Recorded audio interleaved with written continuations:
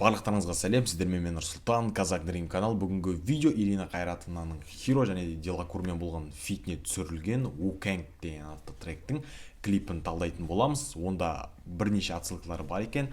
Сол себептен видео қолдау ретінде жай ғана лайк басып, комментарий жазып, арнаға тіркелуді ұмытпаңыздар. Ендеше біз осы клиптегі барлық отсылкаларды талдауға кірісетін боламыз. Кеттік.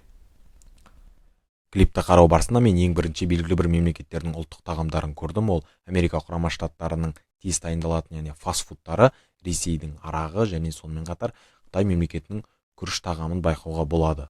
Келесі кадрда ресторанның атын білеміз, ол Wu-Kang және де оның хот-дог, күріш және де арақ сататындығын байқаймыз.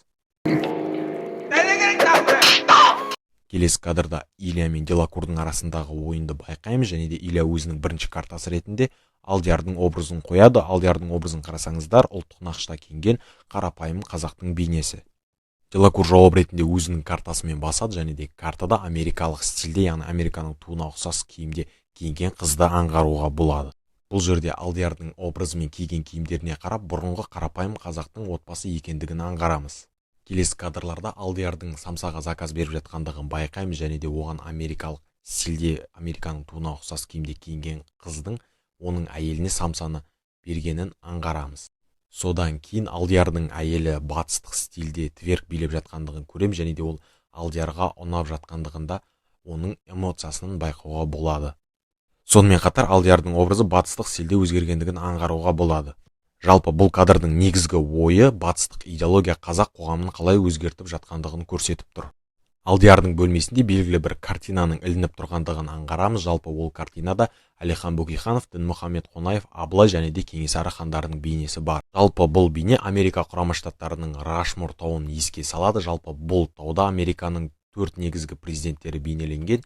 Солдан оңға қарай Алдиярдың бөлмесіндегі ілініп тұрған сурет жалпы Алматы қаласының локациясын бізге көрсетіп тұр және де осы 4 бейне Американың 4 президентімен салыстыруға тұрарлық кісілер деген мағына.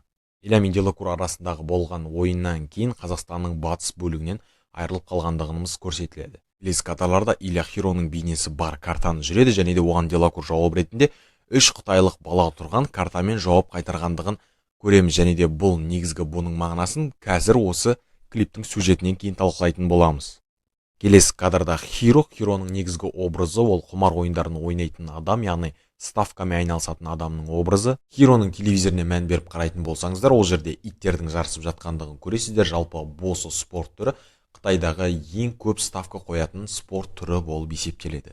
Хироның жеңіліп қалғандығын оның эмоциясынан байқаймыз және де ол өзінің белгілі бір үйіндегі нәрселерді сатуға кіріседі және де ол төменге қарай түсіп жатқандығын аңғарамыз. Төменгі кадрда 3 қытайлықты көреміз. Жалпы осы 3 қытайлық Хироның алып келген нәрселеріне тек қана 5000 теңгелік купюра беріп жатады. Жалпы бұл Ирина Қайратовналардың өздерінің пятка әніне отсылка.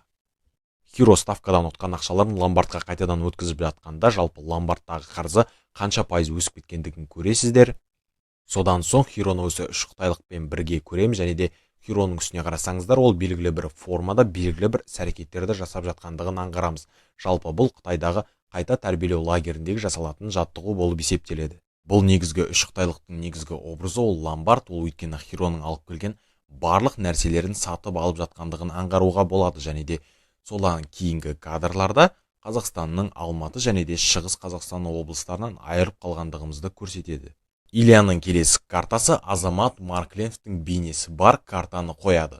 Ильяның картасына Делакур қарапайым орыстың бейнесі бар картамен жауап қайтарады. Одан ары қарай Азаматтың қандай образда екендігін бірден аңғаруға болады. Ол әрине Қазақстандағы диванный критиктардың негізгі бейнесі болып есептеледі. Азамат Маркленов диванный критик, яғни теледидарды қарау барысында Қазақстан мен Ресей арасындағы ең үлкен конфликті туғызған Федоровтың бейнесін көріп қалады.